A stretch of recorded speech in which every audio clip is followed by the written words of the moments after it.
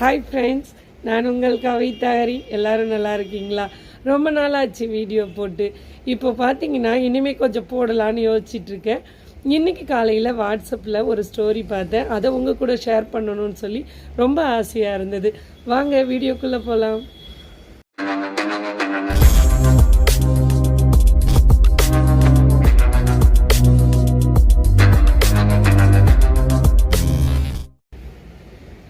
நான் என்ன ஸ்டோரின்னு பார்த்தீங்கன்னா, ஒரு பாம்பு என்ன பண்ணுதுன்னு பார்த்தீங்கன்னா, அது அழகாக ஊர்ந்து ஒரு வீட்டுக்குள்ளே வருது.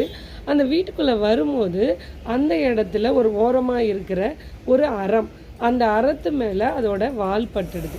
ஸோ அதோட வாலில் சின்னதாக காயம் வந்துடுது. அப்போது அது என்னன்னா, அதுக்கு ஒரே கோபம் வந்துடுச்சு.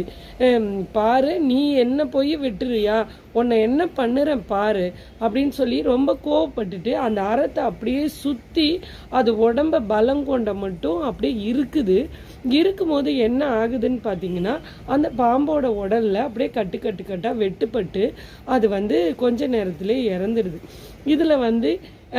இதில் என்ன நம்ம புரிஞ்சிக்கணும் இந்த ஸ்டோரியிலன்னு பார்த்தீங்கன்னா, இப்படி தான் நம்ம பல இடத்துக்கு போகிறப்ப பல மனிதர்களை சந்திப்போம்.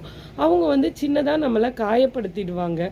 ஆனால் நம்ம என்ன நினைப்போம் அப்படின்னு பார்த்தீங்கன்னா, என்னை போய் நீ காயப்படுத்திட்டியா பாரு, உன்னை அசிங்கப்படுத்துகிறேன் பாருன்னு சொல்லிட்டு அவங்கள ரொம்ப கோவப்பட்டு கத்துவோம், சண்டை போடுவோம், எல்லாமே பண்ணுவோம். ஆனால் இதில் எண்ட் ஆஃப் த ஸ்டோரி என்னன்னு பார்த்தீங்கன்னா, அறம் போல் சில மனிதர்களோட வார்த்தைகள் நம்மளை சின்னதாக அறுக்க தான் செய்யும். ஏன்னா அது அவங்களோட குணாதிசயம். அவங்க குணத்தை போய் நம்மளால் மாற்ற முடியாது.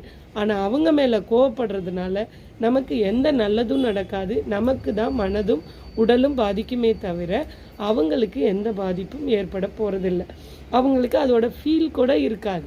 ஸோ தட் நீங்கள் என்ன பண்ணணும்னா, நமக்கு போகும்போது சின்னதாக யாருன்னா படுத்துனாங்கன்னா அது அவங்களோட குணாதிசயம்னு விட்டுட்டு நம்ம வேலையை பார்த்துட்டு நம்ம போயிட்டே இருக்க வேண்டியது. இன்னொரு விஷயத்தோட நாளைக்கு சந்திக்கிறேன். நன்றி.